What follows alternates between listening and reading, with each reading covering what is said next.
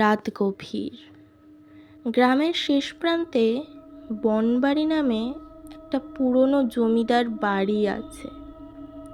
লোকমুখে শোনা যায় সেই বাড়িতে রাত হলে কেউ আর থাকে না, কারণ সেখান থেকে নাকি ভৌতিক আওয়াজ আসে।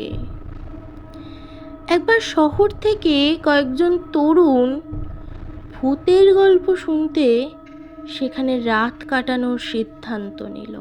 তারা জানালো ভূত প্রেত বলে কিছু নেই, এইসব কেবল মানুষের কল্পনা। রাতের খাবার সেরে সবাই মিলে বনবাড়ির দিকে রওনা নিল। ভেতরে ঢুকেই একটা ভৌতিক অনুভূতি হতে লাগলো, তবে কেউ ভয়ের কথা স্বীকার করলো না।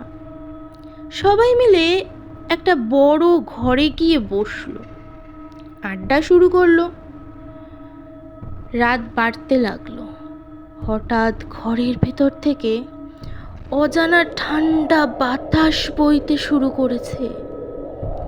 বাতাসের সঙ্গে সঙ্গে একটা কাপা আওয়াজ শোনা গেল, তোমরা কেন এসেছো? সবাই চমকে উঠল। কেউ একজন বলল, কে বলছে? আওয়াজটা আবার এলো, তোমরা কেন এসেছো? তরুণেরা ভয় পেয়ে দরজার দিকে দৌড়াতে শুরু করলো, কিন্তু দরজা আটকে গেছে। তখন তারা বুঝলো আসলেই এখানে কিছু একটা আছে। ঘরের কোণ থেকে একটা ছায়া ধীরে ধীরে এগিয়ে আসতে লাগলো। ছায়াটা কাছাকাছি আসতেই দেখা গেল সেটা একটা বৃদ্ধার আকৃতি।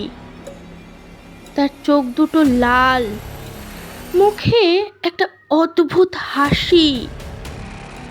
বৃদ্ধা বলল, এই বাড়ি তোমাদের জন্য নয়, চলে যাও এখান থেকে। তরুণেরা আর সময় নষ্ট না করে জানালার কাঁচ ভেঙে পালিয়ে বাঁচল।